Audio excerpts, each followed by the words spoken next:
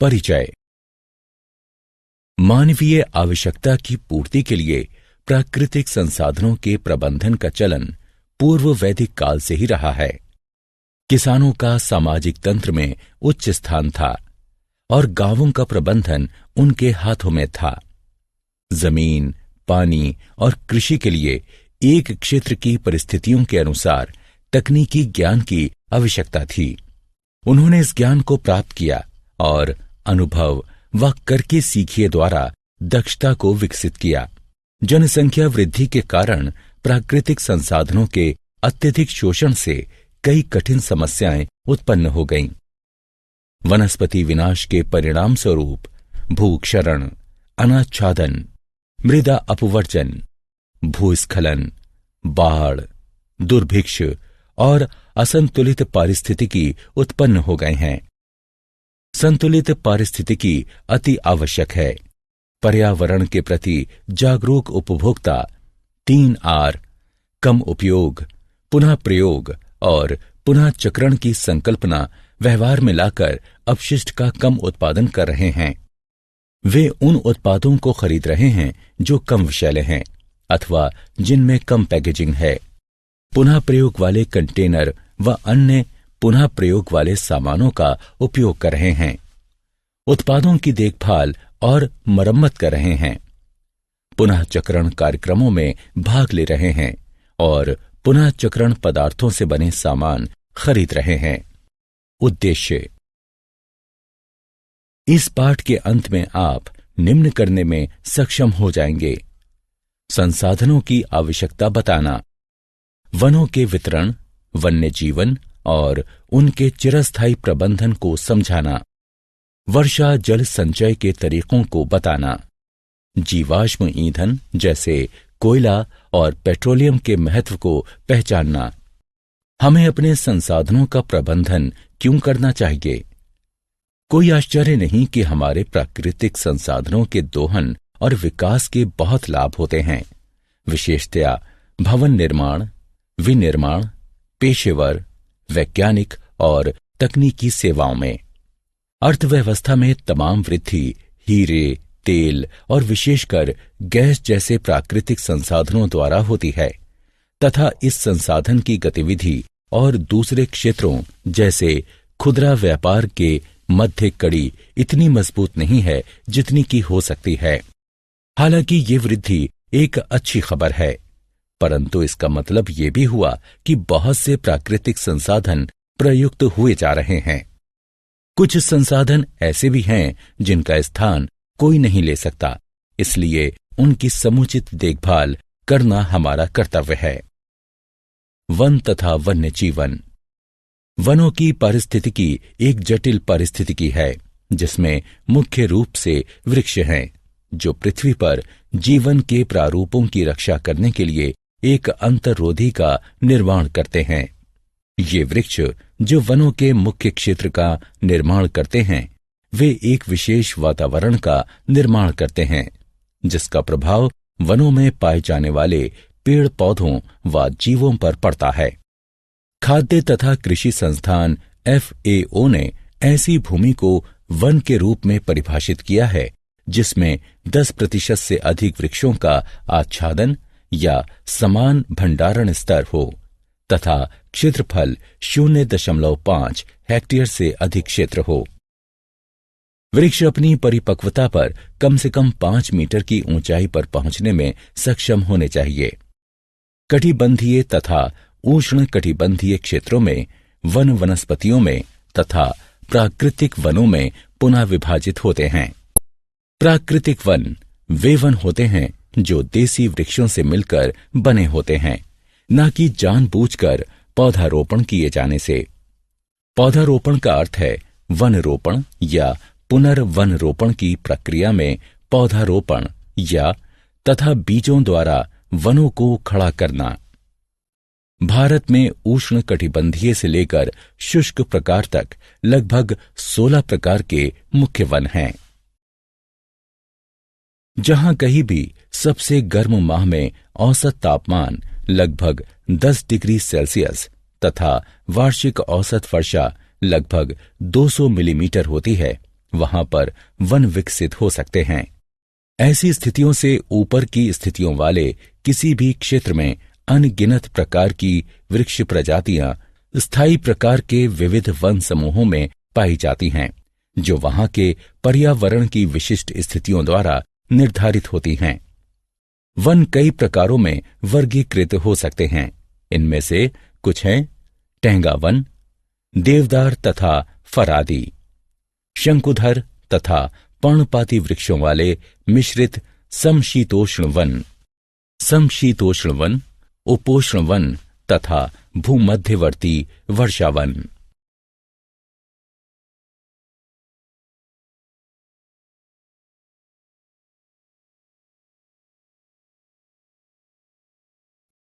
यह माना जाता है कि भारत में वन संपत्ति का संगठित दोहन शिकार में वृद्धि के साथ आरंभ हुआ। माना जाता है कि अशोक महान ने वनों तथा समस्त वन्य जीवों की रक्षा के लिए सर्वप्रथम वन उद्यान का गठन किया था। मुगल शासक सिद्धहस्त शिकारी थे तथा वनों में बहुत अधिक समय व्यतीत किया करते थे। अंग्रेजों के शासनकाल में आधुनिक प्रारूप में संरक्षण के प्रति पहला व्यवहारिक दृष्टिकोण अपनाया गया। उन्होंने संरक्षित वन खंडों की स्थापना केवल शिकार के उद्देश्य से की। हालांकि उनके इस कदम के पीछे कई अन्य कारण थे। इसने भूमि वर्गीकरण तथा वनों पर नियंत्रण के उद्देश्य को पूर्ण किया। स्थायी प्रबंधन। वन समृद्ध तथा जटिल पारिस्थितिक तंत्र हैं जो जैव विविधता में सहायता करते हैं, मूल्यवान पारिस्थितिकी अनुकूल सेवाएं प्रदान करते हैं तथा इनमें पर्यटन की असीम संभावनाएं होती हैं। विशेष रूप से वस्तुतः लाखों निर्धन व्यक्ति भोजन, जल, ईंधन, वस्त्रों तथा काष्ठ यानी लकड़ी तथा गैर काष्ठ उत्पादों के लिए ही नहीं बल्कि उत्तरजीविता के लिए वनों पर ही निर्भर करते हैं। स्थायित्व अर्जित करने के लिए इस पर पुनर्विचार होना चाहिए, जिसे हम मूल आवश्यकता कहते हैं।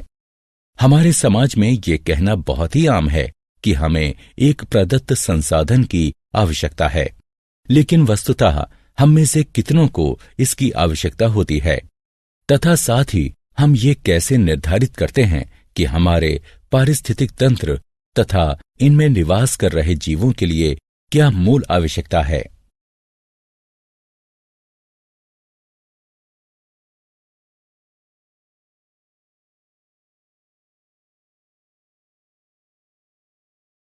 यह निर्धारित कर कि क्या चीजें मूल आवश्यकताओं का निर्माण करती हैं, संभवतया हमारे दैनिक जीवन में स्थायी प्रक्रियाओं को अनुकूल बनाने की सबसे बड़ी चुनौती है, क्योंकि आवश्यकताओं की परिभाषा क्षेत्रों से क्षेत्रों, गांवों से गांवों तथा यहां तक कि व्यक्ति से व्यक्ति तक भिन्न होती है।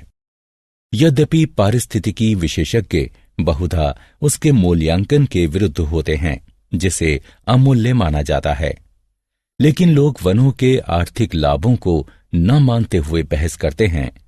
उनकी संरक्षण स्थिति को आंका नहीं जाता है, क्योंकि उनके विविध आर्थिक योगदान अधिकतर अमूल्यांकित तथा जानकारी से परे रह जाते हैं।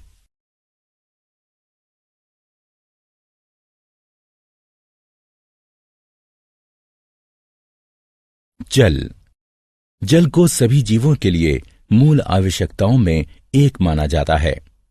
हम सभी जानते हैं कि यह हमें प्रभु का वरदान है।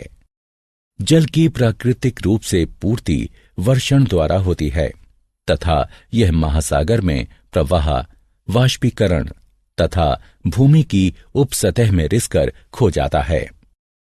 हालांकि किसी सतही जल तंत्र के लिए वर्षा प्राकृतिक आगत है। तंत्र में जल की कुल मात्रा किसी भी दिए गए समय पर कई कारकों पर निर्भर करती है।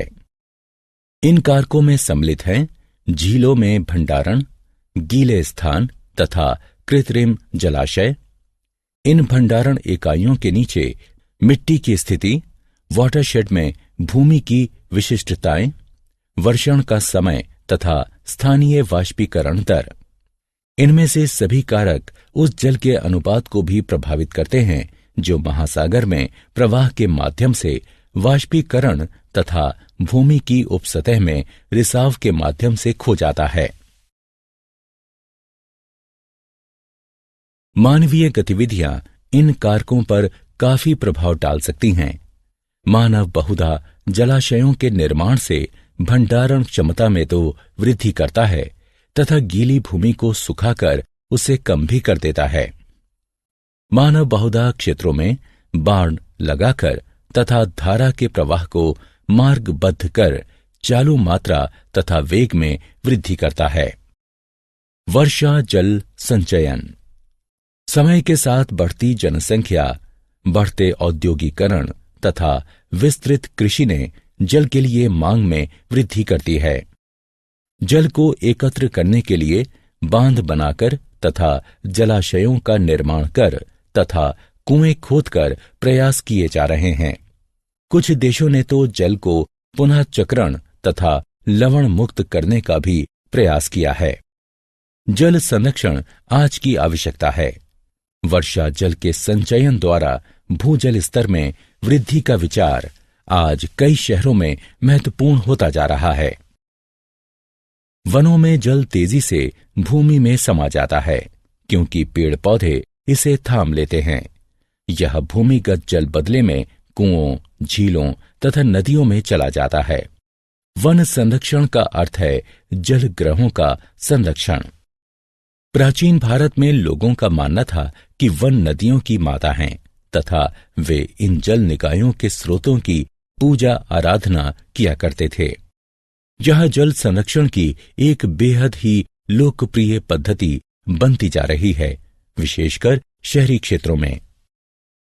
वर्षा जल संचयन से अर्थ है कि वर्षा के जल को भवनों की छतों पर एकत्र करना तथा इसे भूमि के नीचे बाद में प्रयोग के लिए भंडारित करना।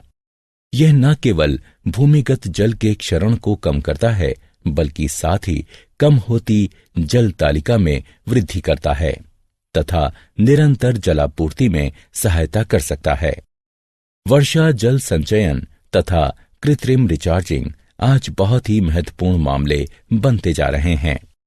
भूमिगत जल के स्तर में कमी व सागर के जल की प्रगति को रोकना अर्थात सागर के जल को भूमि की ओर आने से रोकना व वर्षा के मौसम के दौरान जल सतही जल का संरक्षण अत्यंत ही आवश्यक है। कोयला तथा पेट्रोलियम। कोयला पृथ्वी पर अब तक का सबसे प्रचुर जीवाश्म माना गया है। यह आवश्यक कार्बन होता है तथा यह मुख्य रूप से ज्वलनशील ईंधन के रूप में प्रयोग होता है। कोयले का वृहद स्तर पर प्रयोग 19वीं शताब्दी में औद्योगिक क्रांति के साथ आरंभ हुआ। जैसे जैसे उद्योगों की संख्या में वृद्धि हुई वैसे वैसे ऊर्जा के मुख्य स्रोतों की मांग भी बढ़ती गई। कोयला पौधों का उत्पाद है, मुख्यतः उन वृक्षों का जो कई हजारों वर्ष पूर्व मृत हुए थे। निचले क्षेत्रों में जल जमा होने से या ऐसे क्षेत्रों में जहां जल धीरे धीरे भरता था, मृत वृक्ष तथा पौधे उस प्रकार से अपघटित नहीं हो पाए जैसा कि उन्हें होना चाहिए था। मृत पौधे जल से आच्छादित होते गए तथा वे वायु के ऑक्सीकरक प्रभावों से अछूते रहे। कुछ जीवाणुओं के कार्यों ने ऑक्सीजन तथा हाइड्रोजन छोड़ी, जिसने अवशेष को कार्बन में समृद्ध तथा और भी समृद्ध बनाया। इस कार्बन समृद्ध तत्वों की चौड़ी परत, जिसे पांस कहा जाता है, हजारों वर्षों में बनी। जैसे जैसे और सामग्रियां पांस पर एकत्रित होती गईं, जल उनसे निचुड़ता गया, जिससे कार्बन समृद्ध पौधे के अवशेष ही बचे। दाब तथा तापमान ने सामग्री को और भी संपीड़ित किया।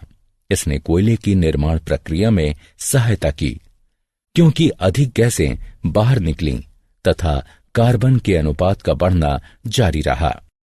यह कार्बन कई हजारों वर्षों में धीरे धीरे कोयले में कायांतरित हो गया। पेट्रोलियम पृथ्वी के आवरण के कुछ क्षेत्रों के उच्च संस्तरों में छिद्रयुक्त चट्टान संरचनाओं में पाया जाता है। पेट्रोलियम के ज्ञात संरक्षणों का अनुमान लगभग 1.2 ट्रिलियन बैरल माना जाता है, जबकि एक अनुमान के अनुसार यह 3.74 ट्रिलियन बैरल है।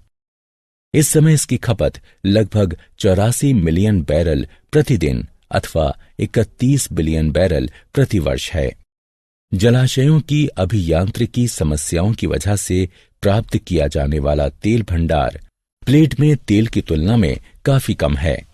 वर्तमान में खपत के स्तर को देखते हुए यह भंडार 32 वर्षों उपरांत लगभग 2039 में समाप्त हो जाएगा। हालांकि ये नई खोजों, मांग में बदलाव, बेहतर तकनीक, जनसंख्या प्रगति, तीसरी दुनिया के देशों में औद्योगिकरण तथा अन्य कारकों की अनदेखी करता है। यद्यपि आने वाले वर्षों में तेल के ही ऊर्जा के मुख्य स्रोत रहने का अनुमान है, वहीं ऊर्जा विकास के अन्य विकल्प जैसे सौर ऊर्जा, पवन ऊर्जा, ब्यूटेनॉल, इथेनॉल, फोटोवोल्टिक, परमाणु ऊर्जा, हाइड्रोजन या तैलीय पत्थरों से तेल या तैलीय रेत से तेल वृद्धि कर सकते हैं। चीन एवं भारत जैसे विकासशील देश जो क्योटो प्रोटोकॉल से बाहर हैं, इनमें प्रचुरता के कारण कोयले के उपयोग में वृद्धि हो सकती है। 3R अर्थात कम उपयोग, पुनः प्रयोग तथा पुनः चक्रण। व्यर्थ की खरीदारी न कर अनावश्यक अपशिष्टों को कम करना। वे वस्तुएं जो कभी कभी ही प्रयोग की जाती हैं, उन्हें या तो किसी से उधार लिया जा सकता है या किसी अन्य के साथ साझा किया जा सकता है। कैन के स्थान पर बोतल खरीदें तथा दोबारा चार्ज होने वाली बैटरी खरीदें। उन वस्तुओं को पुनः प्रयोग करें जिन्हें आप बहुधा खराब मान लेते हैं। कभी कभी ये अन्य उद्देश्यों की भी पूर्ति करती है। वस्तुओं को फेंकने के स्थान पर उन्हें किसी अन्य कार्य में प्रयोग कर आप अपशिष्टों को कम कर सकते हैं। कागज तथा लिफाफों को नोट लिखने के लिए फालतू कागज के रूप में प्रयोग किया जा सकता है। अपने उन व्यर्थ उत्पादों का पुनः चक्रण करें जिनसे आप कुछ ऊर्जा संरक्षित कर सकते हैं। सुनिश्चित करें कि आपके घर में कूड़ेदान हो। इसे एक ऐसे स्थान पर रखें कि आप इसका प्रयोग करना भूलें नहीं। सारांश। आइए हमने जो कुछ सीखा है उसे संक्षेप में दोहराएं। किसी भी अर्थव्यवस्था की अधिकतर प्रगति प्राकृतिक संसाधनों जैसे कि कोयला, तेल व गैस आदि से आती है। वन एक जटिल पारिस्थितिकी है जिसमें अधिकतर वृक्ष होते हैं जो जीवन के प्रारूपों की रक्षा करने के लिए एक अंतर्रोधी का निर्माण करते हैं।